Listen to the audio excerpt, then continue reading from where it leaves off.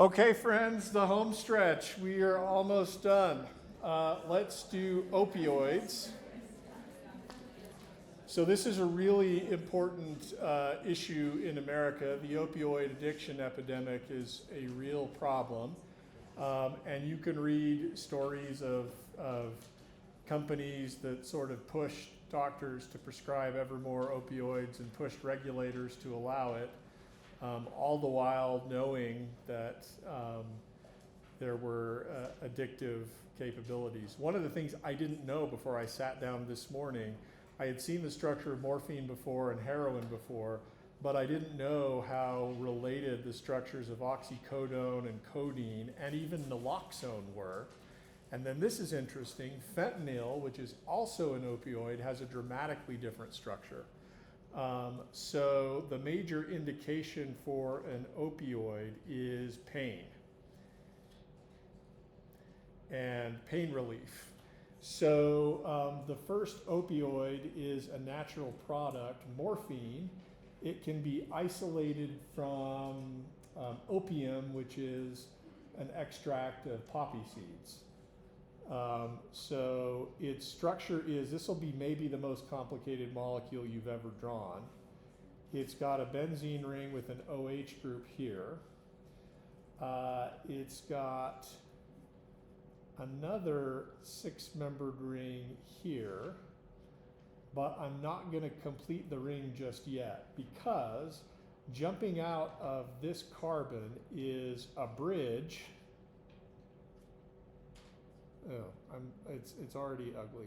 It's hard to draw.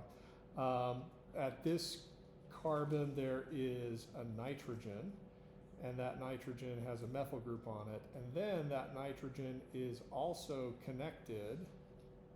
Why can't I do this?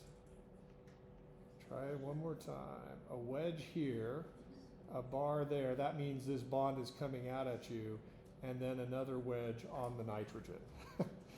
So this is a 1, 2, 3, 4, 5, 6-membered ring fused to another 6-membered ring. There's a 5-membered ring containing oxygen here. And let's see, we should make this one a dash because this one's a stereocenter. And then double bond here. This one should also have been a dash, and then a dash OH there. That is morphine. Very, very complicated.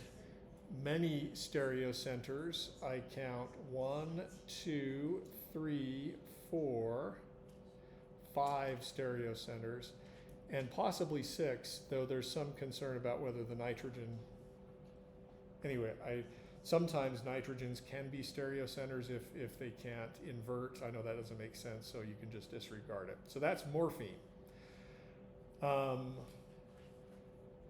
In the early days, meaning more than 100 years ago, in the late 1800s, a scientist made a derivative of morphine, which was later marketed by a company called Bayer, which still exists, as a non-addictive alternative to morphine, because morphine abuse had already become a thing in the late 1800s. In fact, if you read Sir Arthur Conan Doyle's Sherlock Holmes, Sherlock's got a thing for opium. So heroin is named because they thought it would be heroic, a heroic alternative to morphine. It's exactly the same as morphine, only the OH groups are acetylated, meaning they are esters. And this decreases the polarity of the morphine molecule, because you used to have OH groups and now you just have carbonyls, so there's less hydrogen bonding capability. And this more easily crosses the blood-brain barrier. And it gets metabolized once it gets to where it's going. These esters are hydrolyzed, so it just becomes morphine, but it gets there faster. And it turns out that heroin was much more addictive than morphine. you hear about heroin as a drug of abuse, heroin is not really prescribed anymore because it's so terribly addictive. Though there are some places in the world where physicians will use it for pain management, but it's dangerous. Some other opioids that you may have heard about that have been in the news, one of them is called oxycodone. Trade name was OxyContin, and it's almost exactly the same as morphine, only there's some variation in sort of the southern hemisphere of the molecule. So instead of a double bond in an OH group, you've just got a ketone here, and then it's like they moved the OH group over, and it's at that carbon. That's oxycodone. And again, you'll hear of physicians will prescribe, you can get a prescription for this after surgery for pain, but it is also addictive, and if you hear about prescription drug abuse, this is often what they're talking about. So physicians and nurses all over have to be trained and know when to recognize the signs that somebody is claiming to have pain but actually just trying to get more pills. It's often considered to be an entry drug to heroin. When you can no longer get a physician to prescribe you oxycodone, sometimes then people turn to heroin for relief of their withdrawal symptoms. Then you've heard probably of codeine, and this is sometimes administered in combination with acetaminophen. So, for example, let me look it up. There's a particular drug I'm thinking about, but I want to make sure I'm going to tell you the right thing. Oh, I was wrong. Percocet is oxycodone plus acetaminophen. So sometimes physicians will prescribe that. Codeine is almost exactly like morphine, only it's got a methyl group on the OH. It also gets metabolized to morphine.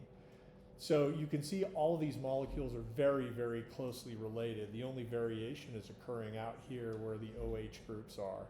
And heroin and codeine both get metabolized to morphine anyway. Let's look at fentanyl. You'll see that this structure is just entirely different. Much simpler. You've got a benzene ring, 6-membered ring with 3 double bonds, then 2 carbons, then a 6-membered ring containing nitrogen, then another nitrogen here, and an amide bond, and then another benzene ring. So that's the molecule called fentanyl. Physicians, as I've said, will prescribe morphine, oxycodone, codeine, and fentanyl. Several years ago, my wife had not that many years ago, had a really painful medical procedure that she probably should have been sedated for. We're still kind of ticked off at the physician about that. But anyway, after it, she was in so much pain, and I called, and he was like, okay, bring her back in, we'll give her something. And they gave her some morphine and some fentanyl. And by the time we got to the car, she was in happy land and felt quite a bit better. Again, the problem though is that it can be quite addictive. So any questions about the structures there? Go ahead. So would you say fentanyl is easier to synthesize? Asking for a friend. Is fentanyl easier to synthesize? I mean, if you were going to make it from scratch, certainly, but morphine is a natural product. So that's the thing you think about when it comes to molecules. Is there a natural source? How plentiful is it? How easy is it to get your hands on? Yeah. Many of these, when sold on the street, are cut with other substances, and this is another one of the main dangers, in addition to the addictiveness, and that we'll talk about the risk of overdose. One of the main dangers is when you buy something on the street, you have no idea because there's no FDA regulating what these guys are doing. You have no idea what's actually in the tablet. It can sometimes be cut with other substances. Cut meaning diluted. They give you a pill that's supposedly heroin or oxycodone, but it's actually half something else. Or maybe it has too much fentanyl in it and you don't know the right dose and you can overdose. So it's really, you're really, really, really playing with fire when you get involved with these kinds of things. And the issue is that it can happen to anybody. These are drugs that get prescribed for legitimate purposes, and then you're taking them to manage pain, and all of a sudden you find yourself addicted. So, for those of you that want to be healthcare providers in the future, this is something you're going to have to continue to wrestle with, and it's something that we need to know, we need to be aware of as a community, and think about policies or procedures or other things that might help us overcome what's going on. Other questions about the structures? Go ahead. Do you have a way to show 3D? Show 3D. Let's see. On the screen, I don't here. Let's just Google morphine, and I'm just going to add space filling.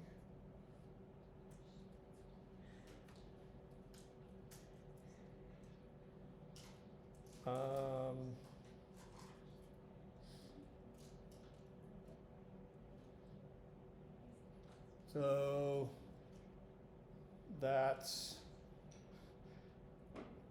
one view of the edge of the morphine molecule that has the oxygens on it.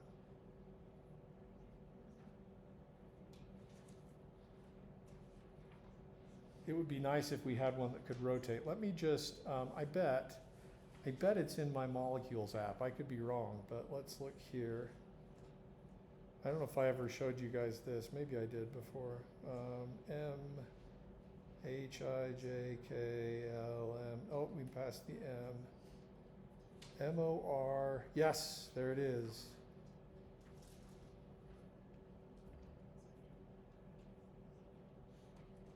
All right, so that's maybe a better view of the molecule where you can see all of the bonds.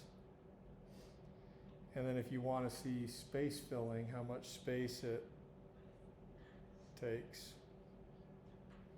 there you go. Once molecules get complicated enough, the way you draw them on a sheet of paper really doesn't capture all the features of what the molecule looks like. It's important to have an actual model so that you can see it. Okay, good. Other questions? All right, let's talk about the target for these opioids. The reason that they are called opioids is that they are agonists of the opioid receptor. Now, if you want to learn some more biology, you might be interested in asking why the heck do we have opioid receptors in the first place? What are the natural agonists of the opioid receptors? I don't know anything about that. I should have looked it up before I come to class. I seem to recall having heard at one point that there are natural molecules that called endorphins that activate the opioid receptors and cause good feelings. That's about all I got there. So I wish I knew more on that. But activating the opioid receptor in your brain inhibits pain signaling. So you're not gonna, your body may be in pain, but your brain is not going to perceive it. And also there is an associated release of dopamine, which we learned about as a neurotransmitter. That's a feel-good molecule, and that's associated with the euphoria aspect of opioid drugs. One of the sort of unintended side effects, though, is of activating the opioid receptors too much is respiratory depression, like in the brainstem, like your brain stem forgets to tell your lungs to breathe. And this is what happens when you overdose and die from an opioid dose, is that you get respiratory suppression. And the interesting thing is that's reversible.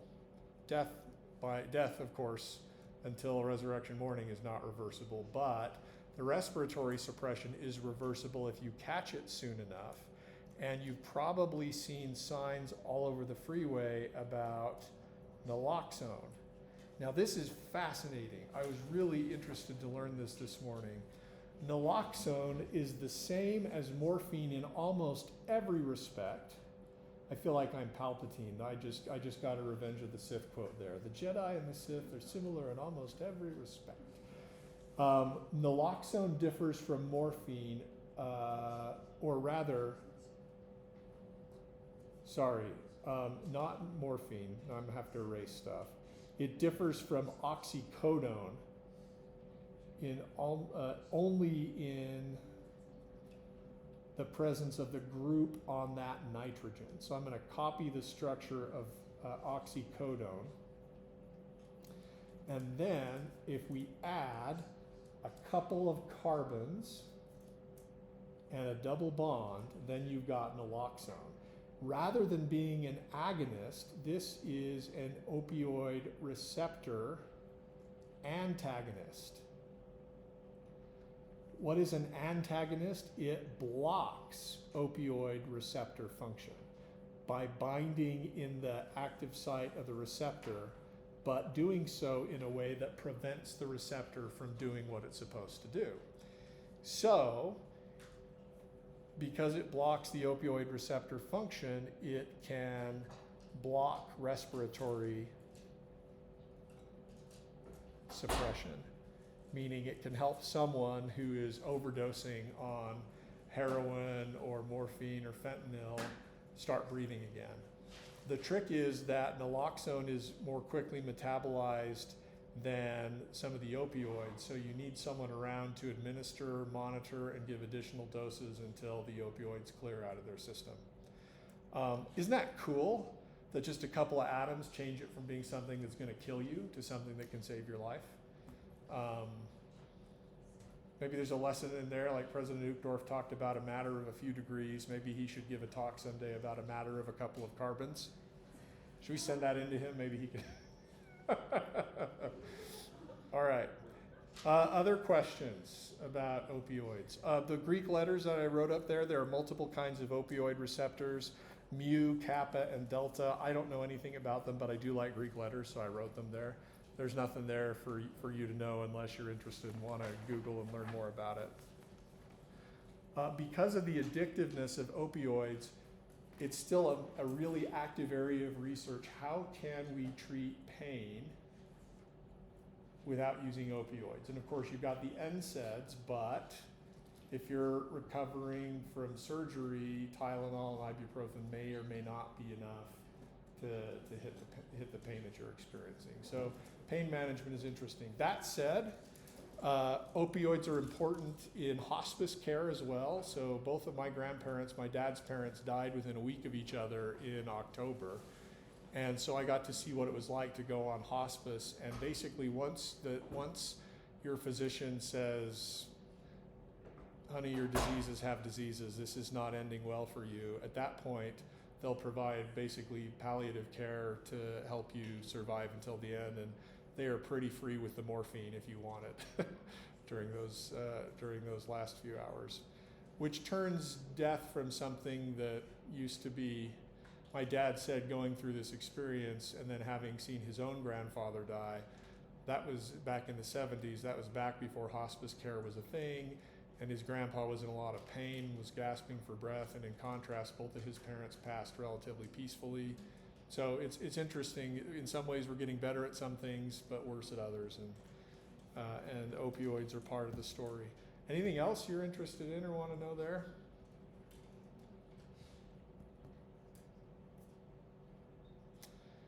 Okay, well, let's see. ACE inhibitors, blood pressure. Okay, yeah, let's talk about those. So ACE inhibitors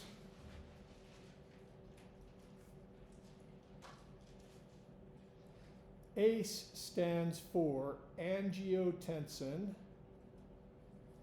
converting enzyme.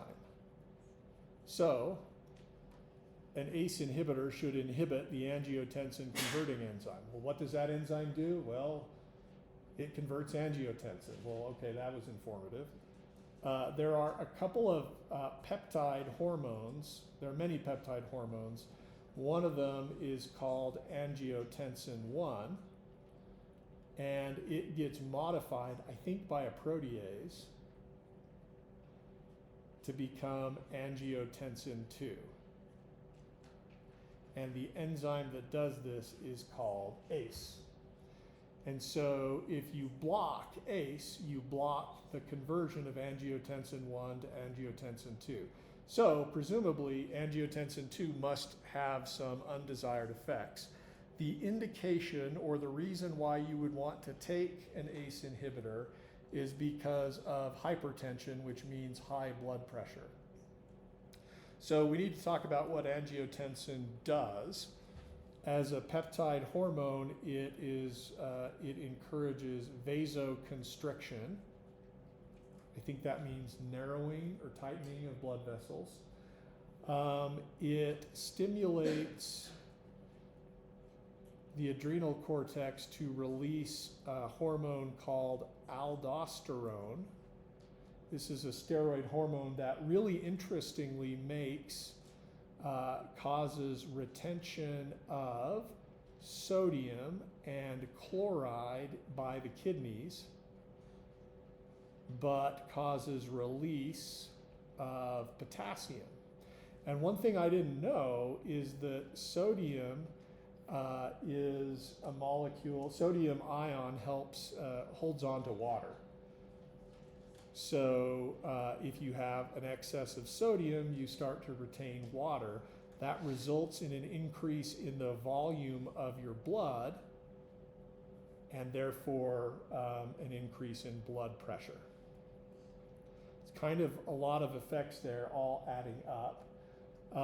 There are some other things going on that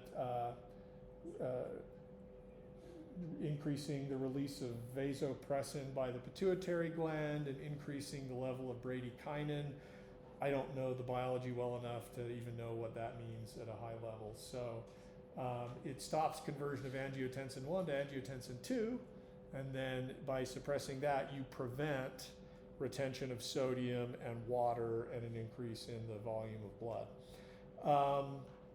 So we'll look at one of these structures. But first, some of the side effects of these ACE inhibitors are, of course, the desired effect is lower blood pressure. But if you get it wrong, you can get too much low blood pressure. Also, the way the ACE inhibitors mess with bradykinin levels sometimes causes a persistent cough. Can throw off your potassium levels. Sometimes kidney issues. You'll see that the ACE inhibitors all basically look like amino acids because they bind in the active site of this enzyme that's supposed to bind the peptide angiotensin. So a lot of them have a key 5-member ring proline amino acid in them. One of the first was called captopril. This is a 5-member ring containing nitrogen with carboxylic acid there, so that's proline. And then the nitrogen's bonded to something else. And there's a sulfur here. This sulfur binds a zinc ion in the enzyme active site. There's a few others that we could draw. I'll just do one more. This is called lisinopril, and it's really weird. The LISIN refers to the presence of a lysine amino acid. See if you can identify where the lysine is.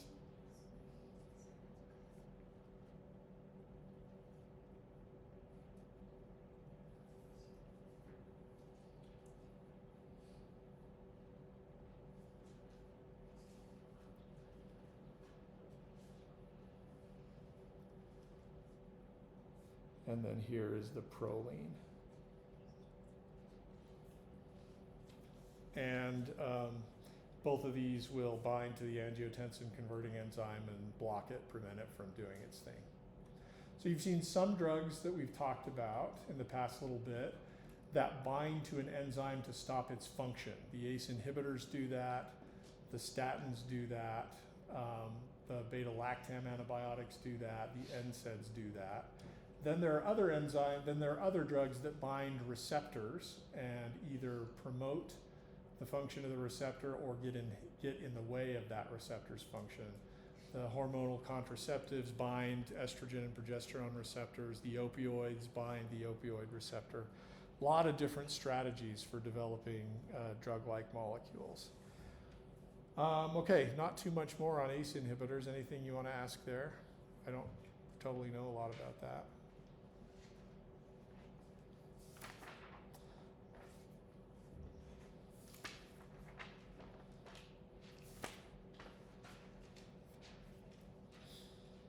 Should we do SSRIs?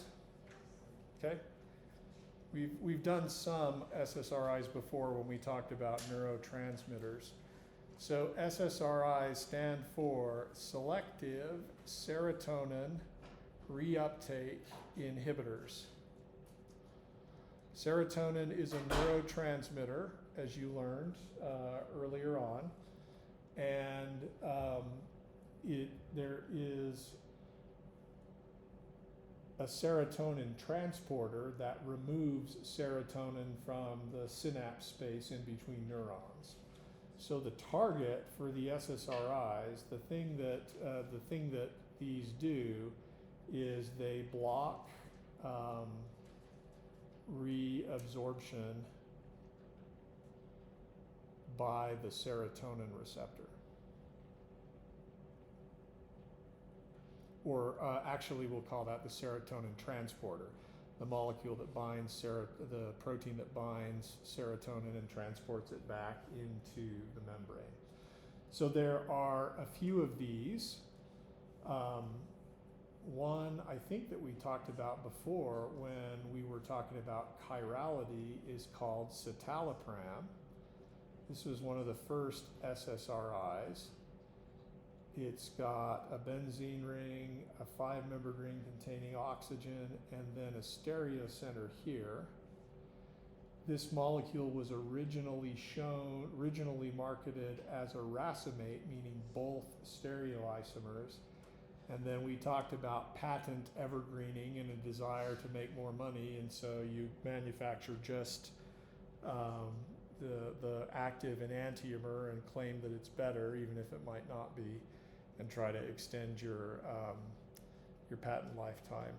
This one I haven't heard a lot about. It's called Celexa. Another one that you'll hear people talking about is fluoxetine or Prozac.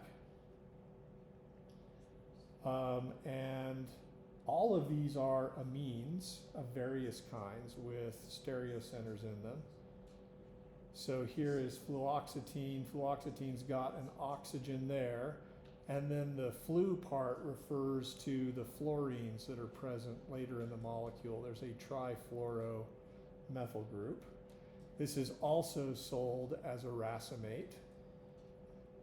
And then lastly is sertraline, which is marketed as Zoloft. All of these are available as generic medications. And medications that are generic are generally less expensive because now other people, oh shoot, did I get the sertraline structure wrong? I'm pretty sure that what I wrote down on my paper is wrong. So, getting most of it right, just need, there we go. Yep, I was missing a methyl group. And a benzene ring and 2 chloros. Anyway, all these are available as generic medications. Medications get cheaper when they go off patent, because then any company in the world that can make the molecule safely can do so and then market it and sell it. And so over time, medications often become less expensive. Okay, so the indication for these are various mental health issues, including depression, anxiety, to some extent OCD. They can have side effects, including nausea, dizziness. I told you my story of my jaw clenching when I started getting on the sertraline. That's called bruxism, and I don't know how common it is, but a fair number of people report it. And then the one that people talk about as mostly is sexual dysfunction, and it can decrease libido, and it can result in, anyway, can cause issues there. So let's see. What else do you want to know about these? Yeah. Doesn't it affect appetite as well? Appetite, I don't know. It seems like, at least for some of them, there's not a particular association with weight gain or weight loss, so I don't know. It's a good question. What else?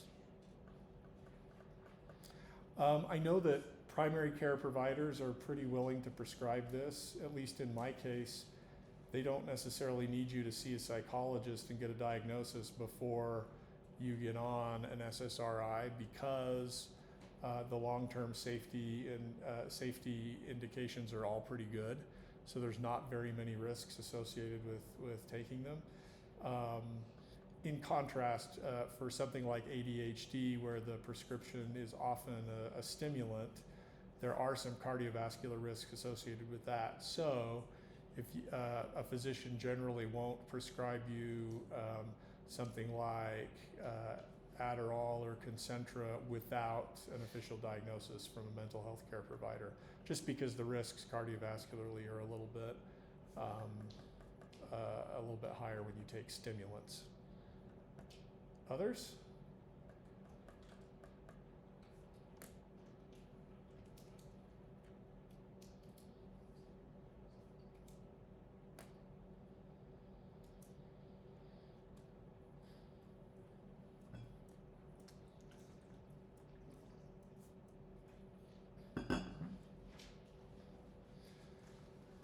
Okay, well, let's wrap it all up. What did you learn this semester? Too much, right? Isn't it crazy how far you've come? At the beginning of class, we were learning about carbon and bonds, and now we're talking biology at the molecular level. Kind of a lot of fun stuff. What I told you at the beginning of the class that I hoped you would get out of the class was an ability to have to understand the world around you at the molecular level, to know how changes in structure of a molecule might influence changes in function, to have an idea of how biology uses reaction mechanisms to do the work that keeps us alive, and then just to have an appreciation and reverence for creation around you, knowing that all of this has been going on all along. And the fact that we can understand a lot of it is pretty cool. So I hope that's been your experience. I hope it's taught you that you can do hard things. Sometimes at the end of my OChem classes, when students answer the question, was this class spiritually strengthening? A lot of the responses are, it was really hard, and so I had to rely on the atonement to get through. And I feel like that's an okay side effect, but it's not actually the intended effect. I do hope you can do hard things, and I hope you've taught yourself that you can over this really, really rigorous semester. But I also hope that you've just developed a sense of awe and wonder at the world around you, and the courage that with God's help you can understand it. Okay, so that concludes everything. That's the end of the content. That's the end of all my advice. So good luck. If you have questions, please reach out. As I told you, just to review, problem set 7, you turn in now, but if you turn it in, we're not going to do corrections. You'll just get credit. I will post the key though, so you can learn from your mistakes. Problem set 6, if you want to do corrections, you still can. You can email or send or text a picture of your corrections to one of the TAs and they can record it if you need to do that. As I explained at the beginning of the class, we're giving full credit on the non-existent quizzes for Thursday, Friday, and today. I owe you a video for exam 3 review. I will send the key to the TAs. I probably won't have that video done until Wednesday in the morning at the earliest. Any other last concerns or issues? Go ahead. On the final, I mean, you haven't written it yet, but like the percentage of like new material versus review, what would you estimate? New material versus review. I mean, let's see. How many class periods did we have? We had like 34-ish. And the new material was the last 3. So I'm not gonna, I mean, you could expect on average about 10%, though I would add plus or minus 10 on that.